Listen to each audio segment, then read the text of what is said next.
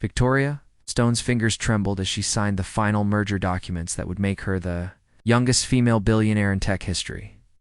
At 28, she had built Nexus Technologies from a college dorm room idea into a global empire worth $12 billion.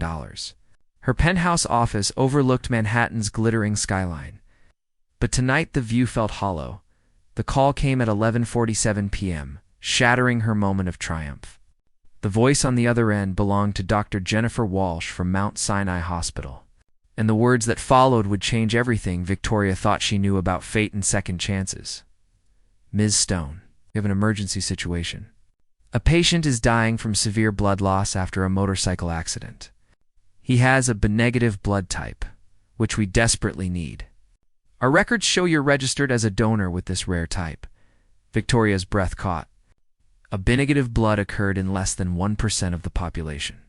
She had registered as a donor during her college years, back when she still believed in helping others without expecting anything in return, before the business world had hardened her heart into steel. "I'll be there in 20 minutes, she said, already grabbing her keys. The helicopter ride to Mount Sinai felt surreal. Victoria stared out at the city lights below, wondering about the stranger whose life hung in the balance. She had saved companies, created jobs for thousands, and transformed entire industries. But she had never saved an actual human life with her own blood. The emergency room buzzed with controlled chaos. Nurses moved like dancers in a choreographed performance between life and death. Dr. Walsh, a woman in her 50s with kind eyes and graying hair, met Victoria at the entrance. "Thank you for coming so quickly. The patient is in critical condition. We need to start the transfusion immediately." Victoria followed the doctor through sterile corridors that smelled of antiseptic and hope. They entered a trauma bay where machines beeped urgently around a figure lying motionless on the hospital bed.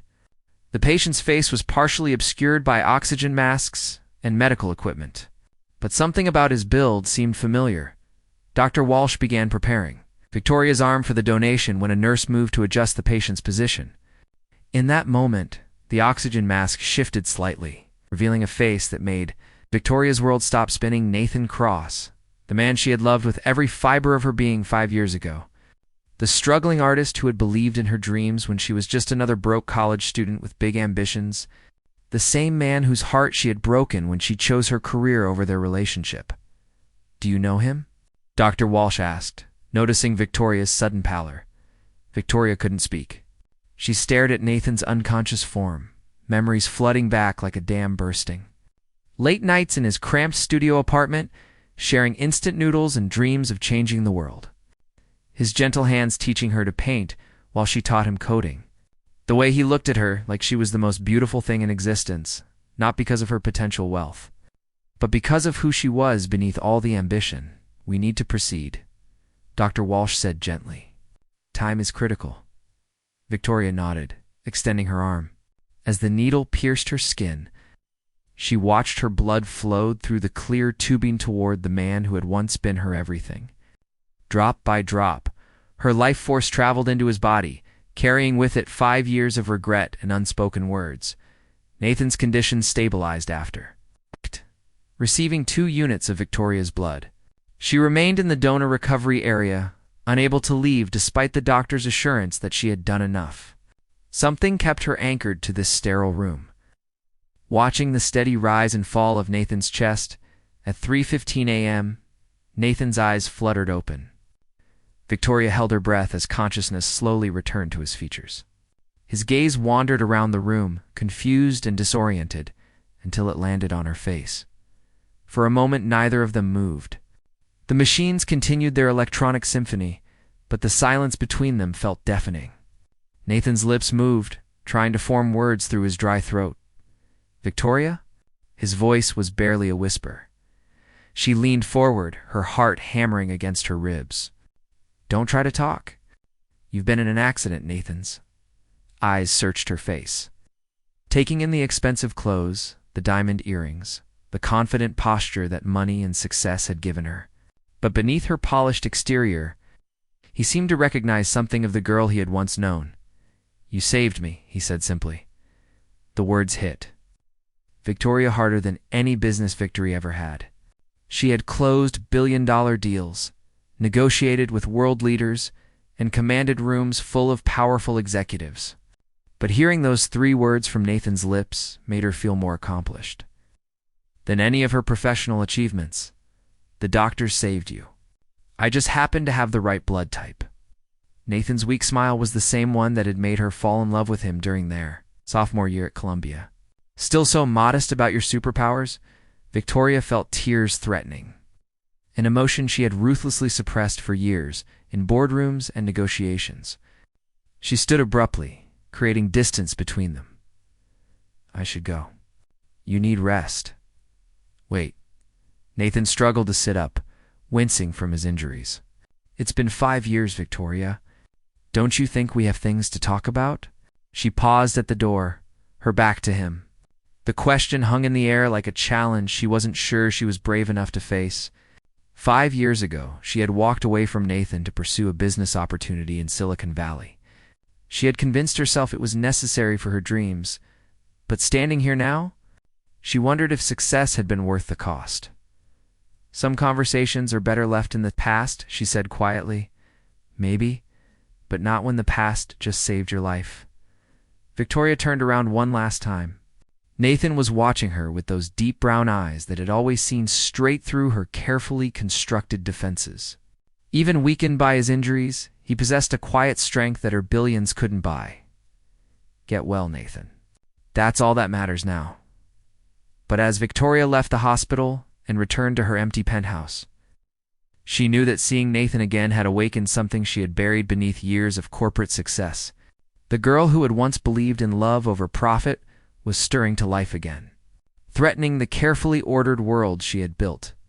3 days later, Victoria found herself standing outside Nathan's hospital room with a bouquet of sunflowers, his favorite flower from their college days. She told herself she was just checking on a fellow human being, but her heart knew better. Nathan was sitting up sketching in a notebook when she entered. His face lit up with genuine surprise and pleasure at seeing her. I didn't think you'd come back. I shouldn't have, Victoria admitted, setting the flowers on his bedside table. But I couldn't stop thinking about something. What's that? Victoria took a deep breath, preparing to voice the question that had haunted her for 3 sleepless nights. What if fate brought us together again for a reason? What if saving your life was the universe giving us a second chance? Nathan set down his sketchbook and studied her face carefully. In his eyes, Victoria saw hope warring with caution, love battling with the memory of old wounds. Second chances are dangerous things, Victoria, especially when the first chance nearly destroyed us both. Victoria spent the next week visiting Nathan daily during his recovery. Each conversation peeled back layers of the walls they had both built around their hearts.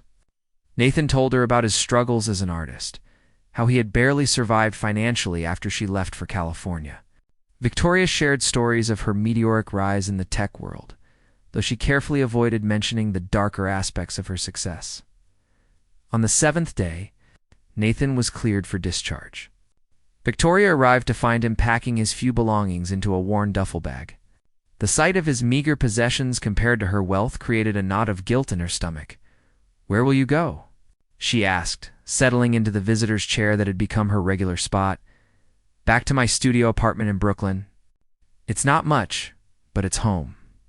Nathan folded his hospital gown and placed it on the bed. The doctors say I'll need physical therapy for my leg, but I should be painting again in a few weeks. Victoria watched him move carefully, still favoring his injured side. The motorcycle accident had left him with a broken leg, several cracked ribs, and internal injuries that required her blood donation to save his life. Seeing him so vulnerable awakened protective instincts she didn't know she still possessed. Nathan, I want to help you. Let me cover your medical bills, your rent, while you recover. He stopped packing and looked at her with an expression she couldn't read.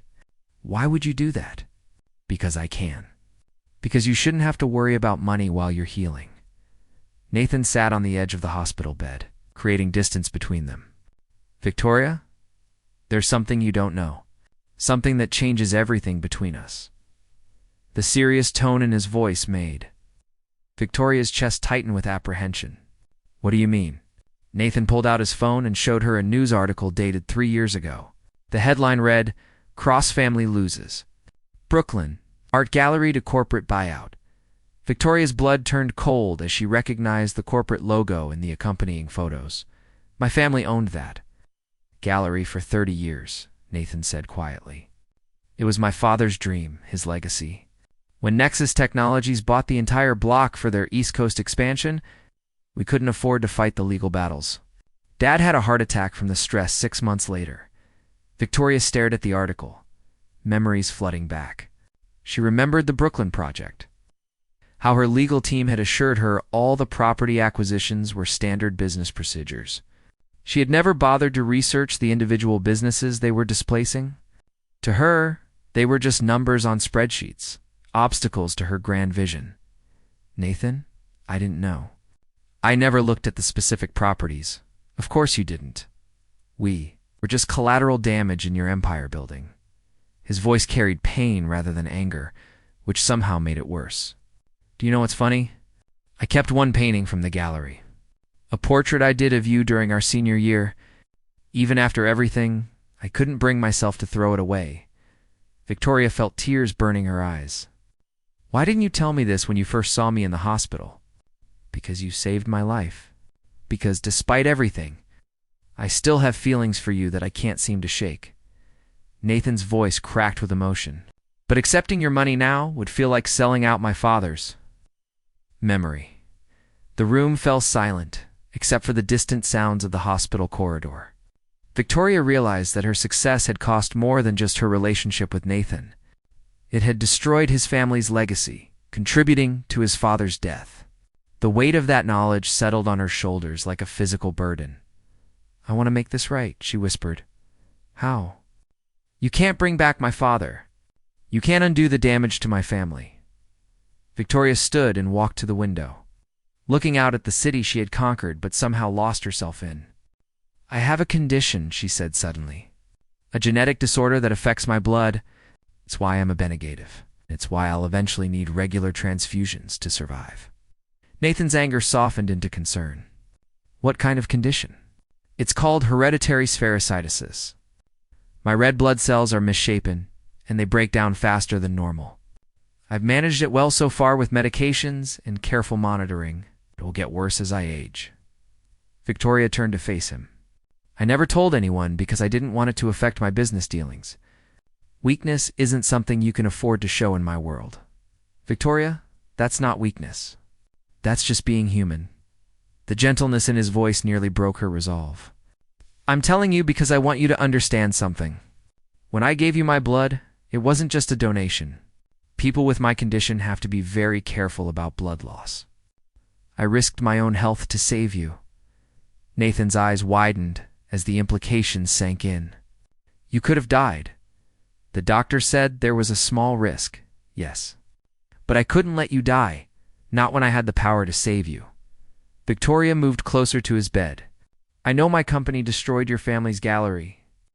I know I hurt you 5 years ago when I chose my career over our relationship. But I also know that I love you, Nathan. I've loved you every single day for the past 5 years. Even when I tried to convince myself otherwise." Nathan stared at her, processing this revelation. "Love isn't enough to fix everything that's broken between us. Maybe not. But it's a start." Victoria reached into her purse and pulled out a legal document. "This is a deed transfer. I'm giving you the building where your father's gallery used to be. It's yours, free and clear. You can reopen the gallery, turn it into studio space, or sell it. Whatever you want." Nathan looked at the document without touching it. "You think you can buy forgiveness?" "No, I think I can try to heal some of the damage I caused. Not because I expect forgiveness, but because it's the right thing to do." For several minutes, neither of them spoke. Nathan studied Victoria's face, searching for signs of the girl he had fallen in love with in college. Slowly, he reached out and took the deed from her hands. "There's something else you should know," he said finally. "The painting I kept, the portrait of you, I've been adding to it over the years. Every time I missed you, every time I wondered what you were doing, I added another detail. It's become something of an obsession." Victoria felt her heart skip. Can I see it? Nathan nodded slowly. But if you're going to be part of my life again, really part of it, then we do this differently than last time. No more secrets. No more choosing business over each other. And no more using money to solve emotional problems. What are you saying? Nathan struggled to his feet, moving carefully due to his injuries. Despite his physical limitations, his presence filled the room with quiet strength. I'm saying that if we try this again, we try it as equals. Not as a billionaire and a struggling artist, but as two people who care about each other enough to fight for something real. Victoria looked into his eyes and saw the same determination that had once driven him to paint for 18 hours straight, the same passion that had made her fall in love with him during late-night conversations about changing the world. But now there was something else there too. Wisdom earned through loss and pain. I don't know how to be anything other than what I've become, she admitted. Then, maybe it's time to learn, Nathan picked up his duffel bag and moved toward the door. Come see the painting tomorrow. Then we'll talk about whether there's really a future for us, or if we're just two people holding on to a beautiful past that can't be recovered. As Nathan left the hospital room, Victoria remained by the window, watching the city lights flicker in the distance. For the first time in years, her empire felt less important than the man who had just walked away. Tomorrow, she would see how he had remembered her in his art. Tonight, she had to decide if she was brave enough to risk her carefully constructed world for a chance at genuine love. Victoria arrived at Nathan's Brooklyn studio the next morning carrying 2 cups of coffee and a heart full of uncertainty. The neighborhood had changed since her company's development project. Upscale cafes and boutique shops had replaced the struggling family businesses that once gave the area its character. The irony wasn't lost on her that she was partially responsible for transforming Nathan's world into something that better suited her own tastes. Nathan's building was one of the few original structures that remained. The brick facade showed its age, but someone had painted a beautiful mural on the sidewall depicting the neighborhood's history. Victoria recognized Nathan's artistic style in the flowing lines and vibrant colors. She climbed 3 flights of stairs to his apartment, her designer heels clicking against worn wooden steps. When Nathan opened the door, she was struck by how different he looked in his own space. Gone was the vulnerable patient from the hospital. Here, surrounded by his art and memories, he possessed a quiet confidence that reminded her why she had fallen in love with him in the first place. You found it, he said, accepting the coffee she offered. Come in. Fair warning, though, it's not exactly penthouse living. Victoria stepped into Nathan's world and immediately felt transported back in time. The studio apartment was small, but filled with life. Canvases covered every wall. Some finished masterpieces, others works in progress. The scent of oil paint and turpentine hung in the air like incense. Sunlight streamed through large windows, illuminating floating dust particles that danced like tiny spirits. Nathan? This is beautiful, Victoria said, meaning every word. Your work has evolved so much. Pain has a way of refining artistic vision, he replied, settling carefully onto a paint-stained couch. His injuries still limited his mobility, but Victoria could see the healing progress in his movements. Victoria moved through the space, studying his paintings. Each canvas told a story of struggle, hope, loss, and resilience. She paused at a series depicting the old neighborhood before her company's development project. Nathan had captured not just the buildings, but the soul of a community that no longer existed. You preserved them, she whispered. All the places that were lost, someone had to remember. Progress shouldn't mean erasing the past completely. At the far end of the studio, covered by a white cloth, stood an easel larger than the others. Victoria knew instinctively that this held the painting Nathan had mentioned, the portrait he had been working on for 5 years. Are you ready to see how I've remembered you? Nathan asked, following her gaze. Victoria nodded, not trusting her voice. Nathan stood slowly and walked to the covered easel. With one fluid motion, he pulled away the cloth, revealing a portrait that took Victoria's breath away. The painting showed her as she had been in college, young and idealistic, with dreams shining in her eyes. But layered over this foundation were translucent additions that told the story of who she had become. The confident CEO, the ruthless negotiator, the lonely billionaire who had gained the world but lost herself in the process. "It's me," she said softly. "All of me. Even the parts I've tried to hide. I painted what I saw then and what I imagined you might become. Some of those changes broke my heart. Others made me proud." Nathan moved to stand beside her, both of them studying the complex portrait. "But recently, I've been seeing glimpses of the girl I first fell in love with. She's still in there." Underneath all the success and armor, Victoria felt tears streaming down her cheeks as she stared at Nathan's artistic interpretation of her journey. "I don't know how to be her again." That girl was naive. She believed in things that don't exist in my world. Like what? Like love conquering all. Like people doing the right thing because it's right, not because it's profitable. Like second chances actually working. Nathan turned to face her fully. "What if I told you that girl was wrong about some things, but right about the most important ones?" Before Victoria could respond, Nathan's phone rang urgently. Dr. Walsh's name appeared on the screen, and Nathan answered immediately, putting it on speaker. "Nathan, I need you to come to the hospital right away. Bring Victoria if she's with you. There's been a complication." Victoria's blood ran cold. "What kind of complication?" "We've discovered that Victoria's blood contained antibodies that are causing a delayed reaction in Nathan's system. His body is beginning to reject the transfusion. We need both of you here immediately for additional testing and possible treatment." The ride to Mount Sinai passed in tense silence. Victoria's mind raced through medical possibilities while Nathan sat beside her, his face growing paler by the minute. The cruel irony that her attempt to save his life might now be killing him felt like cosmic punishment for her past sins. Dr. Walsh met them at the emergency department entrance, her expression grave. "Nathan, how are you feeling?" "Tired, weak. I thought it was normal recovery, but it's been getting worse. Your blood work shows signs of hemolysis. Victoria's antibodies are attacking your red blood cells.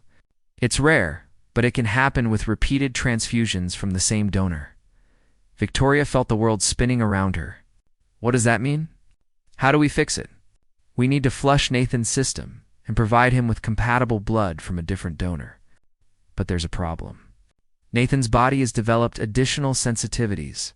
Finding compatible blood may be extremely difficult." "Use mine again," Victoria said immediately. "Take as much as you need." Dr. Walsh shook her head. "Victoria, your blood is what's causing this reaction. More of it could kill him, then find another donor. Money is no object. I'll pay whatever it takes. This isn't about money. It's about biology. Nathan needs a B-negative blood from a donor with a very specific antibody profile. We're running a nationwide search, but time is critical." Nathan, who had been listening to this exchange with growing alarm, suddenly grabbed Victoria's hand. "There's something I need to tell you. Something I should have said in the hospital room yesterday. Nathan, save your strength. No, listen to me. If this goes badly, if I don't make it through this, I need you to know that I forgive you. For the gallery, for choosing your career, for everything. I forgive you because I understand now that you were trying to survive in a world that demanded you choose between love and success." Victoria squeezed his hand, tears flowing freely. "Don't talk like that. We're going to find a donor. You're going to be fine, and I need you to know that loving you has been the greatest privilege of my life. Even when it hurt. Even when we were apart? You made me believe in something bigger than myself." Dr. Walsh cleared her throat. "I hate to interrupt, but we've found a potential donor. It's unconventional, but there's a patient in our hematology unit who might be compatible. She's been waiting for a bone marrow transplant, and her blood profile could work." "Do it," Victoria and Nathan said simultaneously. 3 hours later, Nathan was stable. The new donor, a 12-year-old girl named Ruby, who was fighting leukemia, had provided the specific type of blood that Nathan's sensitized system could accept. Victoria sat by his bedside, holding his hand as color slowly returned to his cheeks. "I want to do something," Victoria said quietly. "For Ruby, for her family, her medical bills, her treatment, everything. Victoria, you can't solve every problem with money, but I can solve this one. And maybe if I start solving the problems I can fix, it'll help balance out the damage I've done. Nathan studied her face, seeing something new in her expression. What are you really saying? Victoria took a deep breath. I'm saying that almost losing you made me realize what actually matters. I'm saying that I want to restructure my company to focus on medical. It's technology that helps people instead of just generating profits. I'm saying that I want to create a foundation that helps families like Ruby's afford treatment, and us. What about us? Victoria leaned forward and kissed Nathan softly. I'm saying that I choose love this time. I choose you. Not because it's easy or profitable or safe, but because you make me want to be the person I was meant to become. Nathan's smile was weak, but genuine. Even if it means giving up some of your empire? Especially if it means that an empire built on other people's losses isn't worth keeping. 6 months later, Victoria stood in the reopened cross-family gallery, watching Nathan hang his latest series of paintings. The neighborhood had stabilized into a blend of old and new, with Victoria's foundation providing support for local businesses. To coexist with development projects, Ruby had successfully received her bone marrow transplant, funded by Victoria's foundation, and was in remission. The Nexus Medical Foundation had already helped 17 families afford critical treatments. With more assistance programs launching monthly, Victoria's company had redirected its focus toward developing affordable medical technologies, taking a significant profit reduction but gaining something more valuable, a sense of purpose that aligned with her original dreams. You know what I realized? Victoria said, wrapping her arms around Nathan from behind as he adjusted a painting. What's that? That girl you painted, the idealistic college student? She wasn't naive. She just got lost for a while. But she found her way back when she found you again. Nathan turned in her arms. His injuries fully healed, his strength restored. And what about the billionaire CEO? What happened to her? She learned that the most valuable things in life can't be bought, sold, or traded. They can only be given freely and received with gratitude. As they kissed in the gallery, surrounded by Nathan's art and the restored memory of his father's dream, Victoria knew she had finally found the success that truly mattered.